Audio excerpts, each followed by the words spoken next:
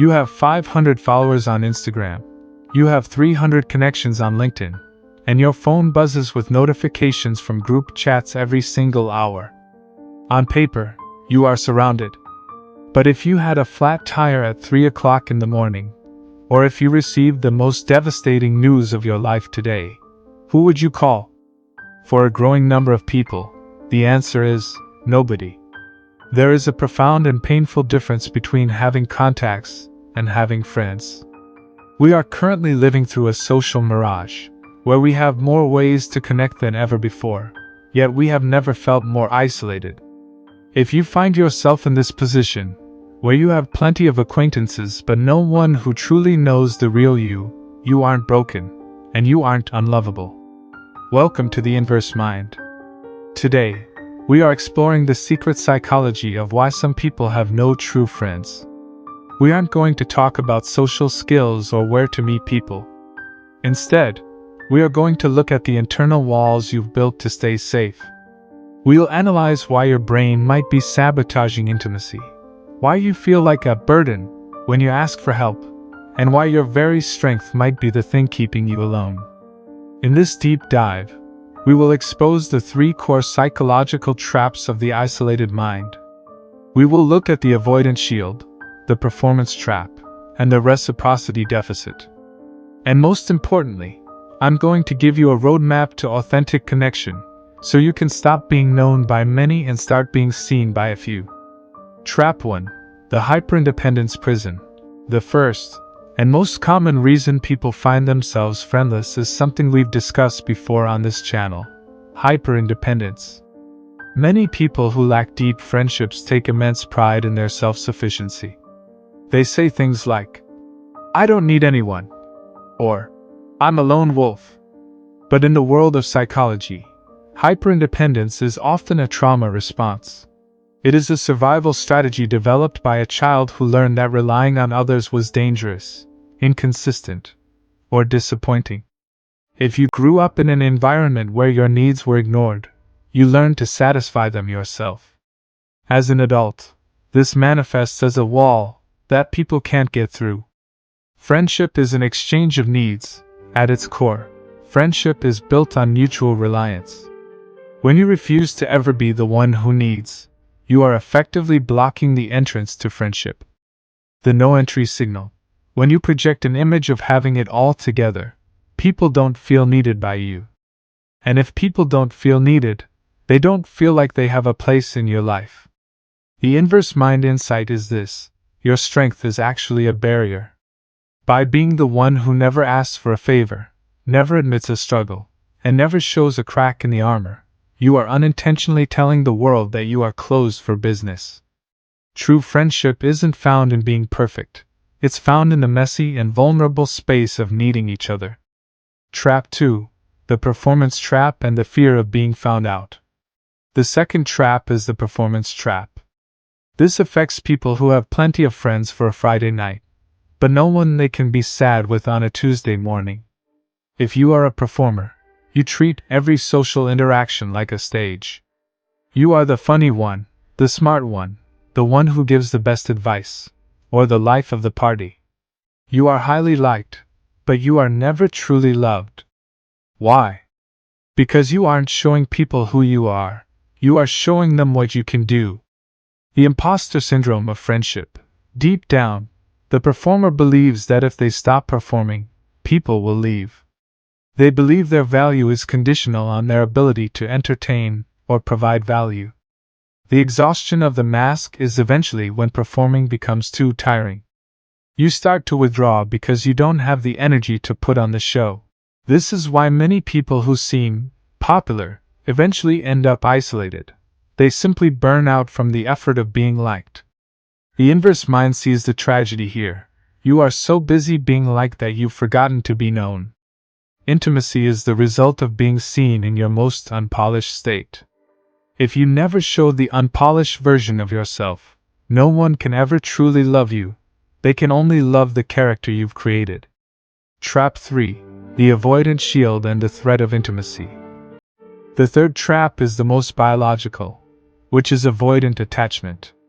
For some, the idea of a true friend, Who is someone who knows your secrets, your fears, and your history? Doesn't feel like a comfort. It feels like a threat. If you have an avoidant attachment style, your brain associates closeness with loss of freedom.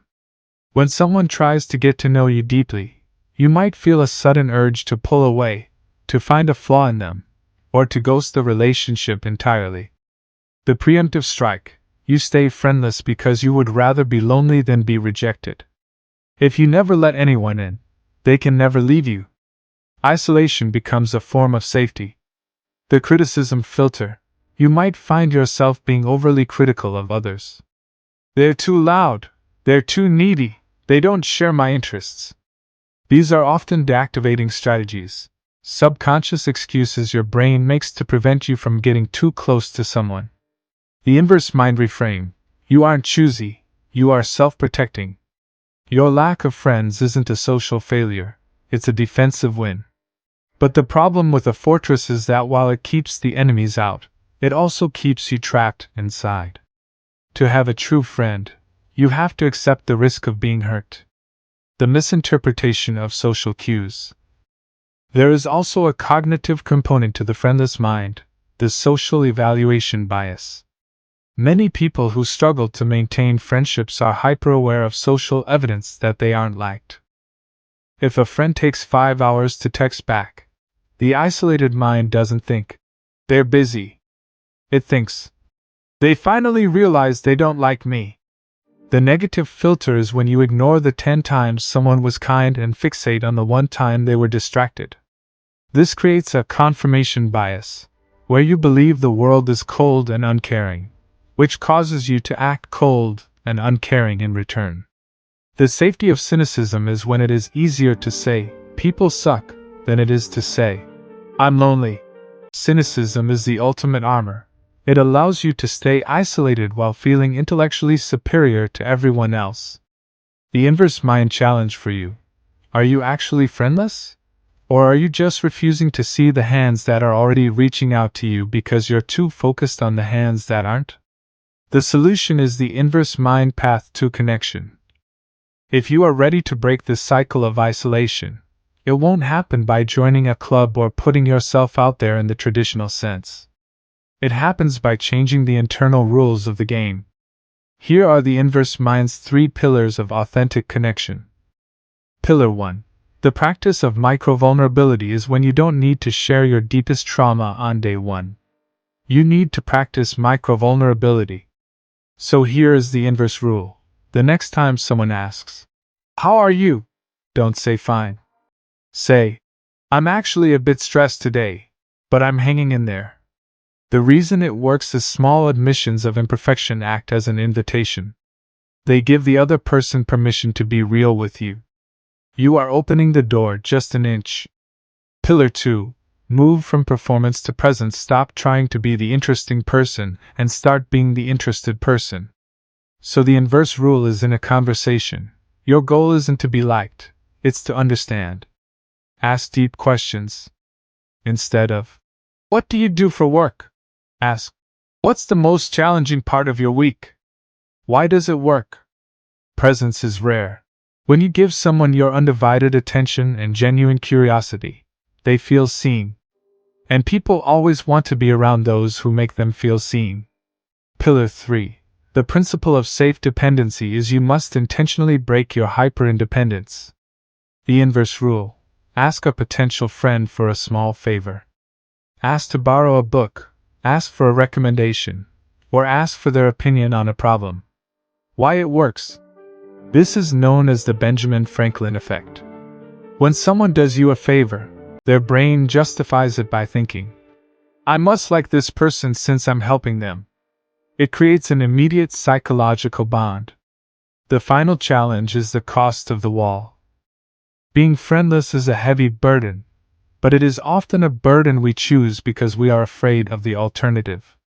We are afraid that the real us isn't enough, or that the world is too dangerous to let our guard down.